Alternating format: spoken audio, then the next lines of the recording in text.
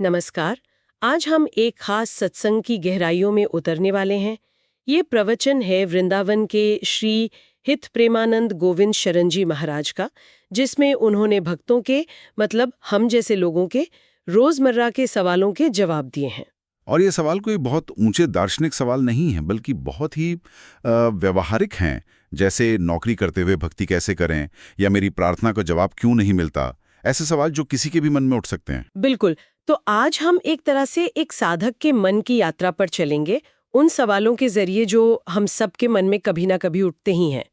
मैं ये सब क्यों कर रही हूँ से लेकर मुझे असल शांति कैसे मिलेगी तक। ये प्रवचन उस यात्रा का एक नक्शा सा पेश करता है। तो चलिए पहले पड़ाव से शुरू करते हैं, हमारा रोज का काम और उसका आध्यात्मिक मतलब। तो सबसे पहला और सबसे बुनियादी सवाल जो एक भक्त ने पूछा और जो शायद हम सब ने कभी ना कभी सोचा होगा, अगर जीवन का असली मकसद भगवत प्राप्ति है तो फिर ये सांसारिक कर्तव्य क्यों? ये नौकरी, पढ़ाई, परिवार, ये सब क्यों? इस पर प्रवचन में गीता का जिक्र आता है। हाँ, और जिक्र आते ही सीधा कुरुक्षेत्र का मैदान आंखों के सामने आ जाता है। अर्जुन है जो अपने ही रिश्तेदारों के खिलाफ लड़ने से इनकार कर रहे हैं, और तब भगवान कृष्ण ने ये नहीं कहते कि अच्छा सब छोड़कर सन्यासी बन जाओ। नहीं कहते। वो कहते हैं मां मनुस्मर युद्ध च, मतलब मेरा स्मरण करते हुए युद्ध करो। अच्छा, मतलब कर्म छोड़ना कोई समाधान नहीं है। बिल्कुल नहीं। बल्कि कर्म के पीछे का जो भाव है जी। उससे बदलना है। तो अगर कोई विद्यार्थी है तो उसे पढ़ाई छोड़ने की जरूरत नहीं। बिल्कुल नहीं। प्रवचन का सार ही यही है कि जो विद्यार्थी है वो और ज्यादा लगन से पढ़ाई करे, जो नौकरी कर रहा है वो और ईमानदारी से अपना काम करे। बस उस काम के फल को, है ना, उस मेहनत को भगवान को समर्पित कर दे, ये सोचकर कि मैं ये काम अपने लिए नहीं बल्कि उनके लिए कर रही हूँ। जी, ये विचार भी है कि ये शरीर, ये परिवार, सब कुछ जब भगवान का ही है जी, तो हमारा काम भी असल में उन्हीं का काम हुआ। पर इसको हर पल याद रखना ये थोड़ा मुश्किल है। इसी को समझाने के लिए प्रवचन में एक उदाहरण भी दिया गया है। हाँ, बिजली का उदाहरण, और वो बहुत सटीक है। जैसे बिजली तो एक ही है, लेकिन जब हीटर से गुजरती है तो गर्मी देती है, एसी से गुजरती है तो ठंडक, और बल्ब से गुजरती है तो रोशनी। स्वरूप बदल जाता है। वैसे ही परमात्मा रूपी शक्ति हर किसी में एक ही है, पापी में भी, पुण्यात्मा में भी। ये बिजली वाला उदाहरण दिलचस्प तो है, लेकिन क्या इसका ये मतलब नहीं कि इंसान महज एक यंत्र है जिसकी अपनी कोई मर्जी नहीं? अगर परमात्मा ही सब कुछ कर रहा है तो फिर अच्छे बुरे कर्म की जिम्मेदारी किसकी हुई? बहुत अच्छा सवाल है। देखिए, प्रवचन इस पर भी रोशनी डालता है। बिजली तो न्यूट्रल है, पर यंत्र हम चुनते हैं। हीटर चलाना है या एसी, ये चुनाव हमारा है। उसी तरह हमारे अंदर की शक्ति का इस्तेमाल हम किस भाव से करते हैं, ये चुनाव हमारा है। अच्छा। अगर मैं पिता की सेवा मोह में फंसकर कर रहा हूं, ये सोचकर कि ये मेरे पिता हैं, तो ये बंधन है। लेकिन अगर मैं उनमें परमात्मा को देखकर सेवा कर रहा हूं, तो वही क्रिया मोक्ष का साधन बन जाती है। क्रिया वही है। हाँ, क्रिया वही है, पर चुनाव और भाव हमारा है, और जिम्मेदारी भी हमारी। ठीक है, तो अगर कर्म को भगवान को समर्पित करना पहला कदम है, तो ये समर्पण जिसके प्रति हो रहा है उससे एक सीधा और मजबूत रिश्ता बनाना, वो दूसरा कदम होना चाहिए। लेकिन कई लोगों को यही कनेक्शन बनाने में मुश्किल होती है। उन्हें लगता है कि उनकी प्रार्थना सुनी नहीं जा रही। हाँ, और इसी पर एक भक्त ने सवाल पूछा कि भगवान से सीधा संवाद क्यों नहीं हो पाता। इसका जवाब एक बहुत ही, क्या कहते हैं, आधुनिक एनालॉग से दिया गया है। कहा गया कि हमारा कनेक्शन इसलिए नहीं जुड़ता क्योंकि मोबाइल बिजी है। मोबाइल बिजी है, ये तो आज के जमाने का जवाब लगता है। इसका क्या मतलब हुआ, जरा और खोलिए इसे। इसका मतलब ये है कि हमारा कनेक्शन तो है, पर बैंडविड्थ नहीं है। ये ठीक वैसा है जैसे आप किसी से बहुत जरूरी बात करने की कोशिश कर रहे हो, लेकिन आपका फोन बैकग्राउंड में 10 ऐप्स अपडेट कर रहा है, लगातार नोटिफिकेशंस आ रहे हैं, और आप साथ में वीडियो भी स्ट्रीम कर रहे हैं।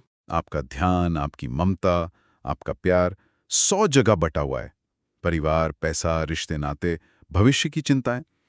तो प्रवचन का सार यह है कि भक्ति का मतलब है अपने मन के सारे बैकग्राउंड ऐप्स बंद करके सारी बैंडविड्थ सिर्फ एक कनेक्शन के लिए डेडिकेट कर देना। और ये डेडिकेशन, ये बैंडविड्थ प्रेम से आती है। इस प्रवचन में प्रेम पर बहुत जोर दिया गया है। इसे सिर्फ एक भावना नहीं बल्कि एक शक्ति की तरह बताया गया है। इसे ईश्वर का भी ईश्वर कहा गया है।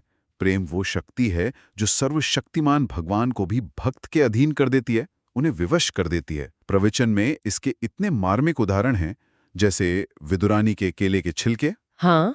भगवान कृष्ण दुर्योधन के 56 भोग छोड़कर विदुरानी की कुटिया में पहुंचे और वो प्रेम में इतनी डूबी हुई थी कि केले का गूदा फेंकती गईं और छिलके खिलाती गईं। और भगवान ने वो छिलके खाए? हाँ, उन्होंने खाए, क्योंकि स्वाद केले में नहीं, उस प्रेम में था। शबरी के जूठे बेर हों, सुदामा के टूटे हुए चावल, या फिर महाभारत में सर्वशक्तिमान होकर भी अर्जुन का रथ चलाना, ये सब यही दिखाता है कि भगवान को वस्तु नहीं, सिर्फ भाव चाहिए। बिल्कुल, उन्हें 56 भोग नहीं, भक्त का निश्चल प्रेम चाहिए। तो अगर रिश्ता इतना व्यक्तिगत है, इतना प्रेम का है, तो क्या इसका ये मतलब हुआ कि भगवान से सांसारिक चीजें मांगना गलत है?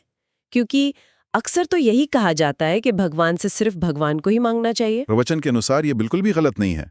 उसमें साफ कहा गया है कि भगवान हमारे पिता हैं, और जैसे एक बच्चा अपने पिता से दिन में 100 बार कुछ ना कुछ मांगता है बेझिझक, वैसे ही हमें भी उनसे मांगना चाहिए, अधिकार से। लेकिन इसमें एक शर्त भी बताई गई है जो शायद सबसे मुश्किल है। हाँ, और वो शर्त ही असली परीक्षा है। शर्त यह है कि अगर मांग पूरी ना हो तो हमारी श्रद्धा कम नहीं होनी चाहिए। हमें ये विश्वास रखना होगा कि पिता होने के नाते भगवान जानते हैं कि हमारे लिए क्या अच्छा है और क्या बुरा। हो सकता है हम जो मांग रहे हों उससे हमारा नुकसान हो, तो अगर वो हमारी मांग पूरी नहीं कर रहे तो वो भी हमारे भले के लिए ही है। ये विश्वास कि भगवान मेरे हैं, चाहे कुछ भी हो जाए, ये बना रहना चाहिए। ये दर्शन सुनने में तो बहुत गहरा है, लेकिन प्रवचन इस बात पर भी आता है कि एक आम गृहस्थ इसे अपनी जिंदगी में कैसे उतारे। जैसे संत सेवा की बात आई, अब हर किसी के लिए ये मुमकिन नहीं कि वो जाकर किसी संत की निजी सेवा कर सके। सही बात है, और इसीलिए 3 बहुत सरल तरीके बताए गए, तन, मन और धन से। तन से सेवा, जैसे किसी संत के चरण दबाना, ये मौका मिलना तो दुर्लभ है। धन से सेवा। लेकिन मन और धन से हर कोई कर सकता है। मन से मतलब? मन से मतलब है संतों के प्रति अच्छा भाव रखना, उनके बताए रास्ते पर चलने की कोशिश करना। और धन से सेवा का 1 रुपए वाला उदाहरण तो बहुत ही असरदार है। हाँ, कि अगर कोई अपनी नेक कमाई से 1 रुपए का नमक भी लाकर किसी भंडारे की दाल में डाल दे, तो उसे वहां भोजन कर रहे सभी संतों की सेवा का पुण्य मिल गया। भाव महत्वपूर्ण है, मात्रा नहीं। इसी से जुड़ी नथियाबाई की कहानी है, जो वृंदावन में सिर्फ रोटियां बनाकर संतों को खिलाती थी। अच्छा। सालों तक बस यही एक सेवा की, और कहते हैं कि उन्हें साक्षात बिहारी जी ने दर्शन दिए। ये सोचने वाली बात है। हम अक्सर जिंदगी में कुछ बड़ा, कुछ महान करने की सोचते हैं, जबकि इस कहानी के हिसाब से सालों तक सिर्फ एक छोटा सा काम पूरी श्रद्धा से करना भी काफी है। ये कंसिस्टेंसी ओवर ग्रैंड जेस्चर्स वाली बात है। बिल्कुल, लेकिन इसी सेवा के संदर्भ में प्रवचन में स्त्री भक्तों के लिए एक खास सावधानी भी बताई गई है, जो आज के समय में बहुत महत्वपूर्ण है। किस तरह की सावधानी? उन्हें संतों से एकांत में मिलने से मना किया गया है, और इसका कारण किसी पर अविश्वास करना नहीं, बल्कि दोनों की साधना को बचाना है। अच्छा। आग और फूस का उदाहरण दिया गया है, यानी आग और सूखी घास। कोई कितना भी संयमी क्यों ना हो, अगर दोनों को पास रखा जाएगा तो आग लगने का खतरा बना रहता है। ये एक व्यावहारिक सलाह है। मतलब मन में किसी भी तरह के विकार को आने से रोकने के लिए। जी। यानी सत्संग सुने, ज्ञान लें, दूर से प्रणाम करें, लेकिन व्यक्तिगत निकटता से बचें, ताकि दोनों का आध्यात्मिक मार्ग सुरक्षित रहे। ये वाकई एक प्रैक्टिकल सलाह है। इसी तरह की एक और प्रैक्टिकल सलाह एक व्यवसायी को दी गई थी। हाँ, उसने पूछा था कि व्यापार और धर्म में संतुलन कैसे बनाएं। उसे जो जवाब मिला वो बहुत सीधा और सख्त था। कहा गया कि धर्म और चरित्र का नुकसान व्यापार के नुकसान से कहीं बड़ा है। जिस व्यवसाय में मांस भक्षण, जुआ या कोई भी अधार्मिक काम होता हो, ऐसे व्यवसाय को छोड़ देना ही बेहतर है। प्रवचन में एक अंग्रेजी कहावत का जिक्र भी है, character is lost, everything is lost. ये बहुत आदर्श रूप में तो सही लगती है, लेकिन व्यावहारिक रूप से सोचें तो क्या ये सलाह उस इंसान के लिए संभव है जिसके परिवार का गुजारा ही उस व्यापार पर निर्भर हो? क्या प्रवचन इस धर्म संकट पर कोई रास्ता सुझाता है? ये एक बहुत बड़ा धर्म संकट है। प्रवचन का दृष्टिकोण ये है कि सच्चा धन चरित्र है और सच्ची सुरक्षा भगवान के हाथ में है। अगर आप अधर्म छोड़ेंगे तो भगवान कोई ना कोई रास्ता जरूर निकालेंगे। ये एक तरह से श्रद्धा की चूड़ांत परीक्षा है। आप पैसे पर ज्यादा भरोसा करते हैं या भगवान की व्यवस्था पर? जाहिर है ये एक बहुत बड़ा और मुश्किल फैसला है। तो अब तक हमने अपने कर्म, अपनी भावनाएं और अपने रोजमर्रा के जीवन की चुनौतियों को समझा। प्रवचन का अंतिम और शायद सबसे चुनौतीपूर्ण हिस्सा एक रिश्ते को सबसे ऊपर रखता है, गुरु के साथ रिश्ता। इसे गुरु निष्ठा कहा गया है। यह साधना का शिखर है। गुरु को केवल एक शिक्षक नहीं, बल्कि साक्षात ईश्वर का चलता फिरता रूप माना गया है। और भगवत प्राप्ति का सबसे सीधा, सबसे निश्चित रास्ता है गुरु की आज्ञा का पालन करना। यहीं पर आकर कई लोग, खासकर आज के दौर के तर्कशील लोग, असहज हो सकते हैं। बिना सवाल के पालन, इसे ब्लाइंड फेथ या अंधभक्ति भी समझा जा सकता है। क्या प्रवचन इस पर कोई रोशनी डालता है कि ये समर्पण और अंधभक्ति के बीच की रेखा कैसे खींचता है? ये बहुत जरूरी सवाल है। प्रवचन के नजरिए से ये ब्लाइंड नहीं है, ये टेस्टेड फेथ है। साधक पहले अपनी बुद्धि, अपने विवेक से ये तय करता है कि ये व्यक्ति मेरे गुरु बनने योग्य हैं। एक बार जब ये निश्चय हो गया, उसके बाद फिर अपनी बुद्धि नहीं लगाई जाती। क्यों? क्योंकि गुरु एक मनुष्य के रूप में लीला करते हैं। उनकी क्रियाएं साधारण इंसान जैसी दिख सकती हैं। वो आपको डांट सकते हैं, आपकी उपेक्षा कर सकते हैं। यहीं पर श्रद्धा की परीक्षा होती है।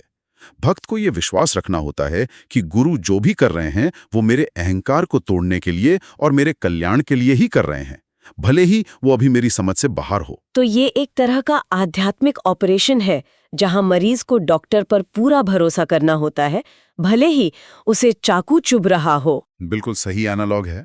और प्रवचन में एक बहुत गहरी बात कही गई है कि जब भक्त गुरु की परिचर्या यानी सेवा में लगता है, तो स्वयं भगवान उस भक्त की परिचर्या में लग जाते हैं। अच्छा।